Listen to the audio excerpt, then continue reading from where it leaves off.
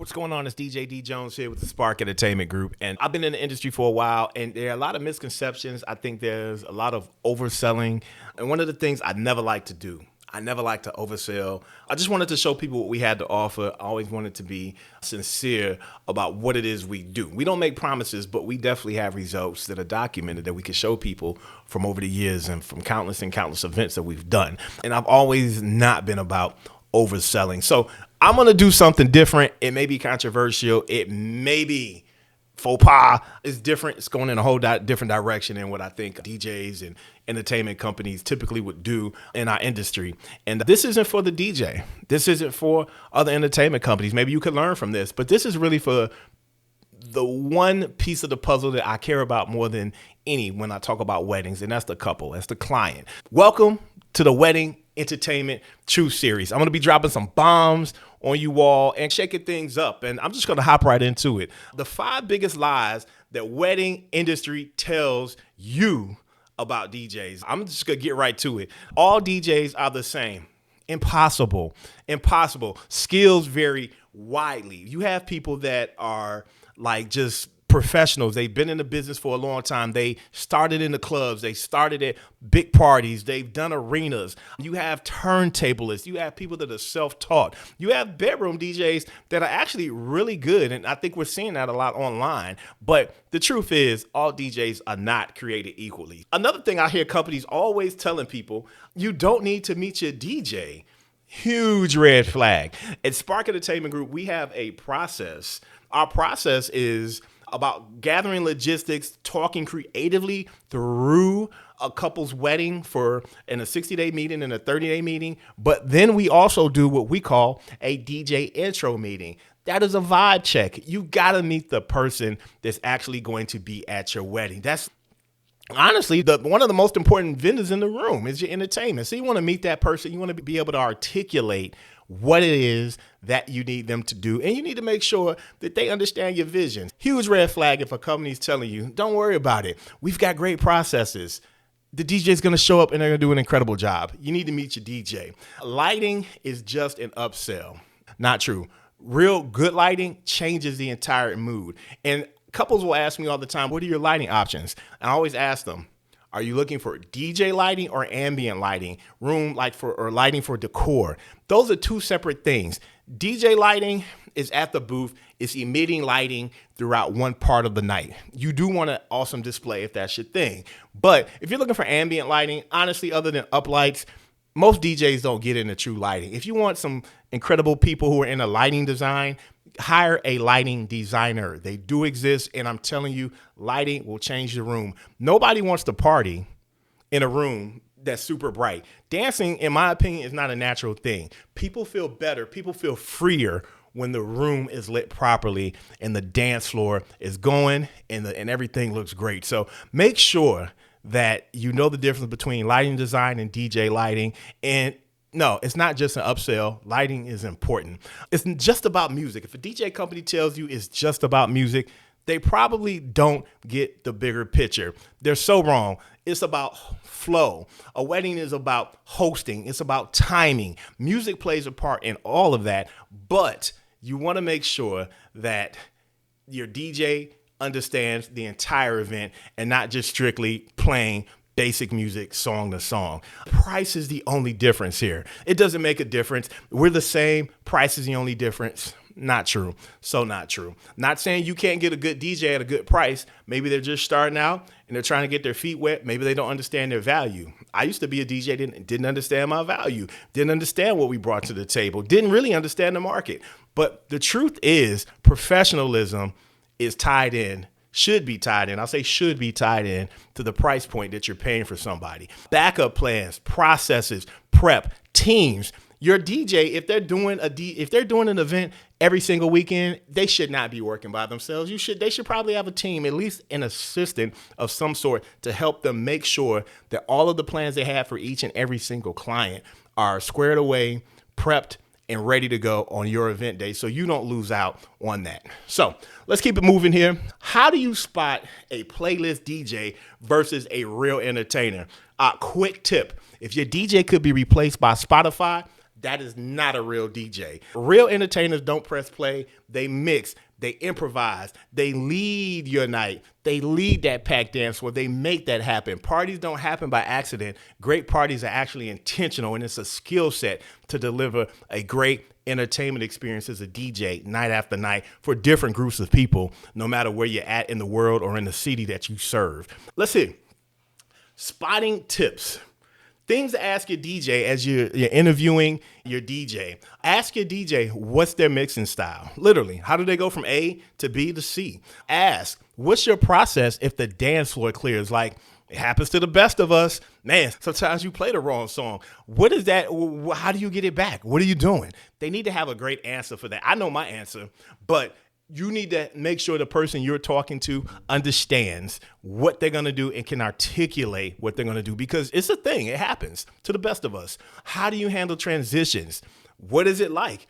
Do you just wait to fade in and fade out of a song where everybody was fist pumping, and then all of a sudden you want to play a slow song and it doesn't really necessarily gel together? Like, how do you transition? They need to be able to articulate that to you. Playlist DJs, at the end of the day, playlist DJs, they play at you.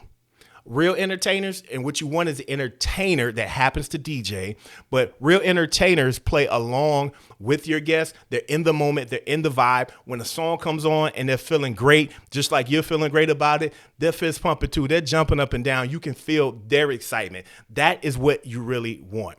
Moving into that, Spotify DJs versus entertainers, let's talk about money. The $500 DJ versus the $5,000 DJ. Why does one DJ cost the same as your dinner bill and one as much as your first night of your honeymoon? Let's break this down right here. A $500 DJ equals minimal gear, no backup.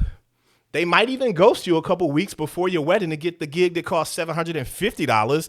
And they're typically hobbyists. These are people that have 1 foot in, 1 foot out of the DJ space. They're not dependent upon this income. They're not full-time entertainers, and they're not all fully invested in the craft like a $5,000 DJ. A $5,000 DJ, you better believe, are fully invested in the art of DJing, the art of planning an event. They understand the entire event as a whole. These are people that are dependent upon these gigs to be successful because that's how they make their living. Planning, you can expect planning meetings, custom edits, insurance. You got to have insurance to get to some of these nice venues. They're going to have that because this is their life work. This is what they do. They're going to have an incredible vibe. They'll have backup systems. And most importantly, you need to understand that you're not just buying music, you're actually investing in a peace of mind. You're investing in the vibe that fits your guest, that speaks to you and your spouse. And also you're investing in professionalism. And that's what you want. You want a professional entertainer that, again, happens to be an incredible, awesome DJ as well. Let's talk about the biggest regrets couples have about their DJ. I want to know the number one regret that I hear from couples after their wedding. They didn't put enough of the budget or focus into entertainment. And once the night is over, you're done. You can't even redo it again. There's no repeat. Even if you had, think about this. You're like, we could always throw another party. Check this out. If your wedding was boring, imagine having a 5-year anniversary party. Imagine having a 1-year anniversary party, but the wedding wasn't good. People are like, you know what? I think I got some other things to do. They want to know that when they spend their time, their night, they're making plans, coming to your event, it's going to be fun. There is no do-over to a whack wedding. You can't do it over again. Couples say, we wish we would have hired someone better. They never say, we wish we would have spent less on the DJ if the DJ was good. If your DJ isn't a priority, if your entertainment isn't a priority, your memories won't be either. And don't even bother with having, hey, we're doing a do-over. People aren't coming. They're not interested. You got one time to get it right, and you need to get the right people on your team to execute an incredible memory-filled night for you all. Questions you should ask your DJ, but probably won't. Let's talk about it. Forget what's your price. When a client comes to me and they're like, what's your price? I already know it's not my client. Because what you should be asking is, what am I going to do for you? How are you all going to make my night great? And then you get into the price. Price is important, but it should not be the first question. If you lead with price, you're going to lead with people who are not at the best of what they do, if that makes sense to you. Leading with price leads to not great experiences when it comes to booking entertainment for an event. So anyway, forget what's your price. Here's what you should really be asking. What's your black backup plan if something breaks?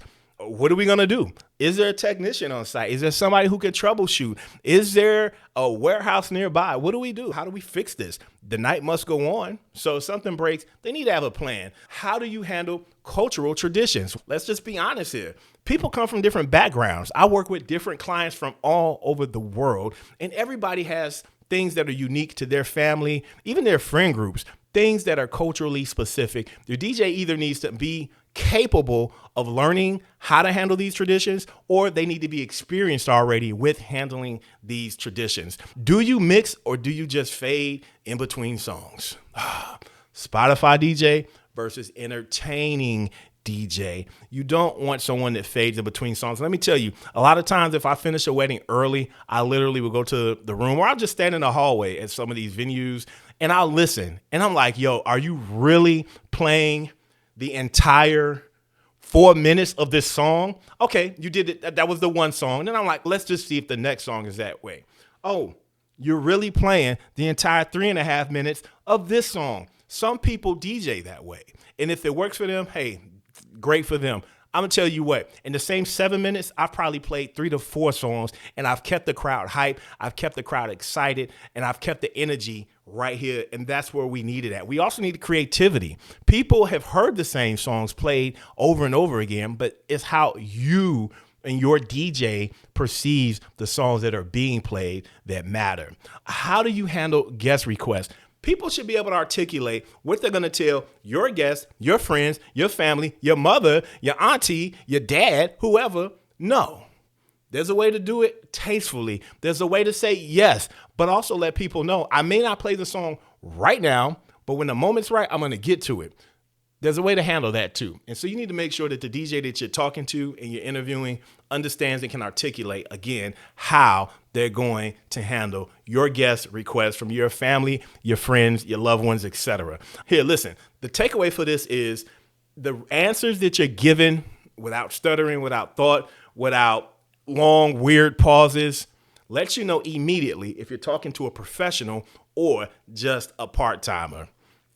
All right, so let's talk about it. Hybrid. I've been doing hybrid since 2015. Why hybrid entertainment is a secret weapon. Let's get into it. One word, goosebumps. Woo! That's what happens when live instruments and DJ energy combine on that dance floor. People get goosebumps. It feels incredible. It feels bigger than life. Sax over a track. Drummer hyping up a drop for your favorite like EDM song. Violinists during cocktails. It creates a moment that Spotify, Apple Music, Tidal, whatever your streaming service is, can't touch. The takeaway for hybrid is even adding one musician will elevate the whole night. Literally, just one. You don't have to have a whole hybrid band. But if you just do one musician, it will change the experience for your guests. And what we're talking about here at a high level is guest experience. So let's talk about it. The truth about DJ contracts and hidden fees. Let's talk about the fine print that nobody reads until it's too late. All right, things you need to look for. Travel fees. Man, travel fees exist. I get calls all the time from people from different regions, different parts of the country, and they're like, yeah, we want to book the hybrid band. We want to book the hybrid, the Spark Hybrid All-Stars. Let's do it. But you got to understand, when you're booking a band, when you're booking a DJ, when you're booking multiple people, all of these people have to travel. You got to have ground transportation. They need to have a place to stay. And no, we're not college dorm mates. We don't want to stay with each other. We love each other, but we don't want to stay in the same room. We just don't want to do it. A lot of us are coming from different parts of the country, different areas. So driving, carpooling, like we're just starting out, is really honestly not an option. So you may have 4 to 5 different people that require 4 to 5 different expenses for everything. That's food, that's lodging, that's air transportation, that's ground transportation. Sometimes we have to send equipment from our warehouse to get someplace. So you need to understand that there are travel fees involved in this. Overtime, maybe the party's great. Maybe you just want to extend your party an extra hour in advance. What's the cost for that? You've got to account for that. Mic and sound system add-ons that should be included. Maybe your cousin, they're poets, they're live poets, and they want to do poetry, but there's 3 of them and they have a thing that they do. Well, you're going to need 3 extra mics. So we need to understand what the cost is to add those things into. Payment deadlines, that's important too. You want to understand and plan ahead and budget accordingly. So those things all need to be written out in the agreement, and those are things you should take into consideration when you are considering your DJ. So ask for transparency. Just because something's not in agreement doesn't mean that your vendor can't add it to the agreement, but they should be willing to be very transparent in writing. Someone saying, hey, cross that bridge when it comes, no problem, blah, blah, blah. It's not going to work. It needs to be written down. If the contract seems shady, I'm just going to tell you right now, walk away. Okay? All right, let's talk about it. How to keep the dance floor packed all night. You want the secret to a packed dance floor all night? It's not just the music. It's flow, it's timing, it's coordination, it's all of those things. And your DJ should understand that. So I want you to work with your planner on your timeline, but also to make sure your DJ is open to talking about flow. Your DJ should understand how the entire event flows, okay? Don't kill the momentum with 30-minute speeches, but also don't kill the momentum with an hour or 90 minutes of nothing. That is so boring. Your guests are sitting there. What am I going to do when I leave here? Your bridesmaids are looking at their nails like, oh, I'm going to change this color tomorrow. All of these things are happening. You actually need to make sure things are paced correctly. A great pace leads to a packed dance floor for sure. Trust your DJ to read the crowd. Your DJ should be 2 to 3 songs ahead of what you're hearing. So a lot of times, this is funny. I always know that I'm on the right track when someone comes up to me and like, hey, you should play this song next. And then I always tell them, come over here. And I have them look at the laptop and I'll be like, yo, loaded in this next deck is a song you told me about. Definitely trust your DJ to read the crowd. A packed dance floor is literally designed by experience. It's designed by thought, and it is not luck. For those who feel like, hey, dinner's over and the party will just start, there needs to be a catalyst. And that catalyst should be the thing that gets everybody immediately on the dance floor right away. Behind the booth, what do DJs actually do to prepare? You think DJs just show up, plug in, and rock a party? Let me show you the prep that you don't see. You think DJs just show up, plug in, and just rock a party? Let's talk about the things that you don't see behind the scene. Client meetings, music curation. Those are things that we do here at Spark Entertainment Group. 60-day, 30-day client meetings, DJ intro meetings. Then there are tools that we use to curate your music. Those things are all part of our planning process. Timeline planning with vendors. We're charting with vendors. I have a whole person dedicated to make sure that our timeline matches the vendors' timelines, and that's from everything from load in to load out and everything in between, ceremony, cocktail hour, all of those things. One person dedicated. She's our event manager. Does your DJ have an events manager? Editing first dance songs. We'll do it, whether we're just fading out at the end or whether we're using Serato flip to get from one part of the song, skipping over a part that our clients don't want to get to the part that they want to end that song with. We also do custom edits for our clients that require that. Building backup playlists. Just because someone gave you 20 songs of their must playlist doesn't mean the whole night's finished. You need to be able to build a playlist around what your clients want. So your DJ should really be astute to your vibe based on what's provided and build out a separate creative music, as we call it, basically a pool of music that's your style, your vibe, your rhythm. And then backup gear. Are they bringing any backup equipment? We bring essentials. Gotta have essentials. Extra wireless microphone kit, an extra main speaker. These are things that are critical to making sure the night moves forward. Laptop is included too. Extra iPad with a playlist included as well. That's plan C, but you got to have a plan. So anyway, if your DJ isn't prepping like this, they're winging it on your wedding day. And the one thing you don't want is someone just hoping things work out right on your wedding day, which is the most important party that you might even throw ever. All right. So why the MC role is more important than the music. All right, let's get into it. Your MC is basically the voice of your wedding, okay? One awkward or unprofessional DJ showing up at a wedding that you've curated, you've planned, you are super excited about, and they're awkward and they don't know how to command a crowd, it will literally kill the energy faster than a bad playlist. Literally. Make sure your DJ can command a room with confidence, style, charisma, no cheesy hype lines, no over talking, just enough to communicate their value in the room and what needs to be said. That's engaging. They need to say just enough, but not too less, not too much. It should just be just enough. All right. The 10-minute rule, how to test a DJ. So you meet it with DJs. Lots of DJs out there. We've covered this. If you've been watching the other clips and episodes, you know that a lot of DJs out here, a lot of different types of DJs, right? But I'm going to give you a 10-minute rule on how to test your DJ. You can figure out if your DJ is legit in under 10 minutes. All right, here we go.